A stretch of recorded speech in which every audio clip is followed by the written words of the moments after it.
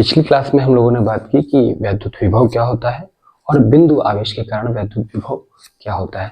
तो आज की क्लास में हम लोग उसी चर्चा को आगे बढ़ाएंगे और आज की क्लास में हम लोग बात करने वाले हैं कि वैद्युत द्विध्रुव के कारण विभव कितना आने वाला है। दो केसेस होते हैं, आपको पहले से पता है। जैसे हम लोग तीव्रता निकालते थे अच्छी स्थिति में और निरक्षी स्थिति में, उसी प्रकार से वैद्युत विभव के भी दो केस बनते हैं, एक अच्छी स्थिति में तीव्र विभव और दूसरा निरक्षी स्थिति में। तो आज हम लोग पहले वाले केस के बारे में डिस्कस करने वाले हैं। तो मान लीजिए हमारे पास कोई वैद्युत द्विध्रुव है, जो कि हम लोग जानते हैं कि वैद्युत द्विध्रुव क्या होता है भाई, एक माइनस क्यू और एक प्लस क्यू एक दूसरे से बहुत अल्प दूरी 2l पर रखे जाते हैं। ये रही 2l। अगर इसके सेंटर पॉइंट की बात करें तो आएगा आपका C, इस तरफ भी हो जाएगा L और इस तरफ भी हो जाएगा L। मतलब दो समान परिमाण के किंतु विपरीत प्रकृति के आवेश यदि एक दूसरे से बहुत अल्प दूरी 2l पर रखे जाएं तो बनी ऐसी व्यवस्था को वैद्युत द्विध्रुव कहते हैं। लेकिन आज हमको इसमें जो ज्ञात करना है वो वैद्युत द्विध्रुव की अच्छी स्थिति में विभव ज्ञात करना है। तो पहले तो फिर से हमें जानकारी इकट्ठा करनी पड़ेगी भाई अच्छी स्थिति क्या होती है। तो अच्छी स्थिति का मतलब क्या है कि इन दोनों को मिलाने वाली रेखा में हम लोग इस तरफ आगे बढ़ते चले जाएं और कहीं पर भी कोई एक पॉइंट डिसाइड कर लें। वो पॉइंट का नाम आप कुछ भी रख दीजिए। तो अपन यहाँ पे पॉइंट का नाम रख देते हैं एस पॉइंट है कोई। तो हमारे पास पॉइंट क्या है एस। इस एस पॉइंट पर हमें वैद्युत द्विध्रुव के कारण विभव ज्ञात करना है। ओके, ठीक है। तो सबसे पहले हम लोग माइनस क्यू के कारण यहाँ पर विभव निकालेंगे। तो बिंदु आवेश के कारण विभव क्या होता है 1/4 pi epsilon nought Q upon R। ये हमारे पास विभव का फॉर्मूला है। इस फॉर्मूले का हम लोग उपयोग करने वाले हैं, इस फॉर्मूले का उपयोग करेंगे। और कुछ बातें हैं जिनको हम जरा मान लेते हैं। तो सारी दूरियां कहाँ से नापी जाती हैं सेंटर पॉइंट से। तो सेंटर पॉइंट से इस पॉइंट का जो डिस्टेंस है वह है R। इस सेंटर पॉइंट से यहाँ का डिस्टेंस कितना है R। अब हम लोग क्या करने वाले हैं, इस माइनस क्यू के कारण यहाँ विभव निकालेंगे और इस प्लस क्यू के कारण यहाँ विभव निकालेंगे। तो माइनस क्यू के कारण जो विभव होता है वो माइनस का होता है और प्लस क्यू के कारण जो विभव होता है वो प्लस का होता है। पिछले वाला लेक्चर आप लोग देख लीजिएगा। तो प्लस की वजह से हम लोगों ने निकाला तो प्लस का आया था, अगर माइनस की वजह से निकालेंगे तो माइनस का आने वाला है। तो इसका उपयोग करने वाले हैं। तो ये यहाँ पर जितना भी विभव बना रहा होगा उसको हम लोग बोल रहे हैं V1। So V1 is equal to 1/4 pi epsilon nought, minus है तो माइनस के साथ लिख लीजिए, माइनस क्यू अपॉन बीच का डिस्टेंस यहाँ से लेकर के यहाँ तक का डिस्टेंस। तो R तो यहाँ से है तो इतना और है, तो क्या आ जाएगा ये R प्लस L का होल स्क्वायर यहाँ नहीं होता है, ये आ गया आपका। तो इसको और थोड़ा सा सही से कर लेंगे। V1 is equal to minus को आगे ले आइए, माइनस का 1/4 pi epsilon nought Q upon R plus L। ये बन गया इक्वेशन नंबर 1।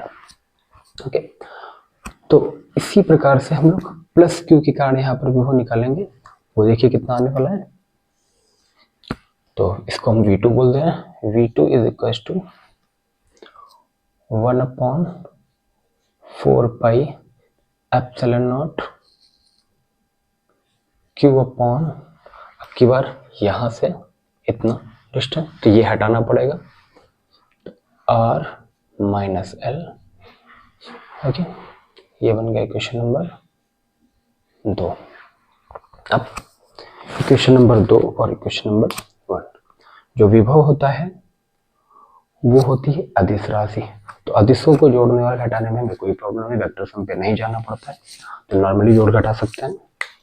तो V आ जाएगा आपके पास V1 प्लस V2, नॉर्मल तरीके से जोड़ सकते हैं। इसको वैल्यू पुट कर दीजिए। V is equal to V1 कितना है V1 10 1/4 pi epsilon nought minus का Q upon R plus L, और सेकेंड V2 कितना है plus 1 upon 4 pi epsilon nought Q upon R minus L। ठीक है, एक चीज गौर कीजिए, 1 अपॉन 4 प्लस नॉट Q ये सब कॉमन आ रहा है तो कॉमन ले लीजिए। V is equal to 1 upon 4 pi epsilon nought, और Q भी कॉमन है तो Q को भी कॉमन ले लो। अंदर क्या बच रहा है, माइनस का 1 अपॉन R प्लस L और प्लस का 1 अपॉन R माइनस L। अभी इसका एलसीएम ले लीजिए तो क्या आ जाएगा भाई, V is equal to Q upon 4 pi epsilon nought, LCM बहुत आएगा, दोनों ही आएंगे तो ये R प्लस L और ये आ जाएगा R माइनस L। ये इस तरफ चला जाएगा, ये इस तरफ क्या आ जाएगा R माइनस L, और एक आगे माइनस लगा हुआ है तो यहाँ पे एक माइनस लगा लीजिए ब्रैकेट लगा के, और प्लस ये इस तरफ R plus L। Okay, V is equal to Q upon 4 pi epsilon nought, open कर दीजिए, माइनस का अंदर मल्टीप्लाई, सो माइनस का R प्लस का L बटे में ऐसे लगा लो पहले, फिर प्लस R प्लस L, एक कोष्टक में A plus B A minus B, A plus B A minus B ये होता है A square minus B square, तो ए स्क्वायर मतलब R square minus B square मतलब एल स्क्वायर। फिर से देखिए, आर ने आर को मार दिया तो ये कितना आ जाएगा आपके पास, v is equal to Q upon 4 pi epsilon not L और L 2l upon R square minus L square, R square minus L square.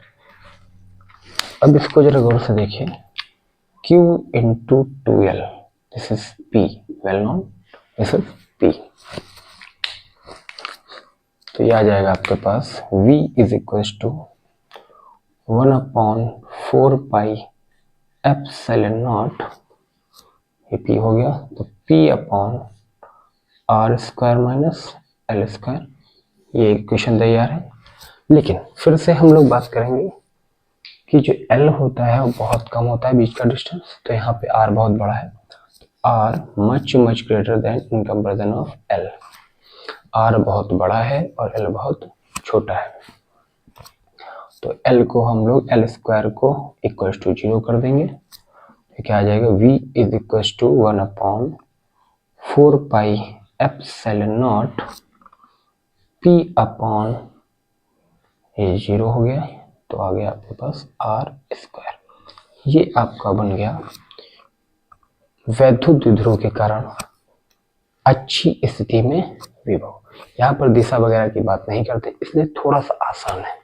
Okay ठीक है, फिर इसी लेक्चर में हम लोग एक बात और कर लेते हैं कि अगर यहाँ पे निरक्षीय स्थिति की बात करते हैं तो वो कितना आता, तो पहले इसके बारे में आप बात कर लीजिए, फिर इसी के आगे जरा हम बात कर लेते हैं, इसको नोट वगैरह कर लीजिएगा। तो नेक्स्ट हम लोग बात कर लेते हैं निरक्षीय स्थिति में वैद्युत विभव के बारे में। ठीक है, इधर साफ कर रहे हैं।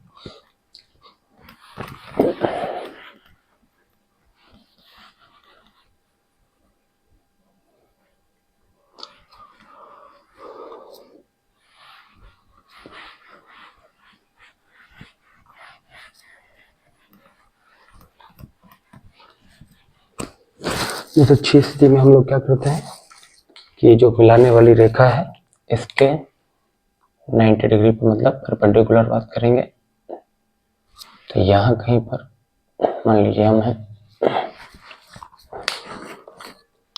तो माइनस क्यू भी अपना विभव यहाँ बनाएगा, कुछ ये डिस्टेंस आपको चाहिए होगी, प्लस क्यू, यहाँ प्लस क्यू है, प्लस क्यू भी अपना विभव यहाँ पर बनाएगा, तो ये डिस्टेंस आपको चाहिए होगी लिखने के लिए। अब ये आएगा कितना, तो इसको हम लोग क्या मानते हैं, आर। सेंटर पॉइंट से उस पॉइंट की दूरी जहां पर आपको विभव ज्ञात करना है, तो उसको हम लोगों ने क्या माना, आर। अब ये कितना आएगा, ये एल है, पाइथागोरस लगाएंगे तो ये आएगा under root of R square plus L square, यहाँ पाइथागोरस लगाएंगे तो ये भी कितना आएगा, R square plus L square. अब हम जानते हैं कि जो वैद्युत विभव है वो अदिश राशि, इसको जोड़ने के लिए दिशा से कोई मतलब नहीं, एंगल वगैरह कोई मतलब नहीं यहाँ पे, तो सीधे सीधे क्या लिखेंगे, इसकी वजह से निकालेंगे तो क्या आएगा, V1 is equal to 1/4πε0, minus Q है तो माइनस के साथ लिखेंगे, माइनस क्यू अपॉन बीच का डिस्टेंस ये आएगा, under root of R square plus L square, ये बन गया इक्वेशन नंबर 1।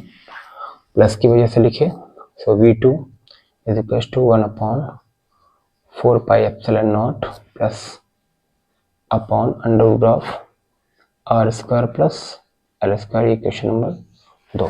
दोनों को देखो जरा, केवल माइनस का डिफरेंस है, बाकी दोनों सेम है। अगर टोटल करेंगे आप इसका, तो टोटल कितना आने वाला है, v is equal to V1 plus V2, so v is equal to V1 की वैल्यू कितना है, 1/4πε0 minus Q upon under root of R square plus L square, और plus 1/4πε0 plus Q upon under root of R square plus L square.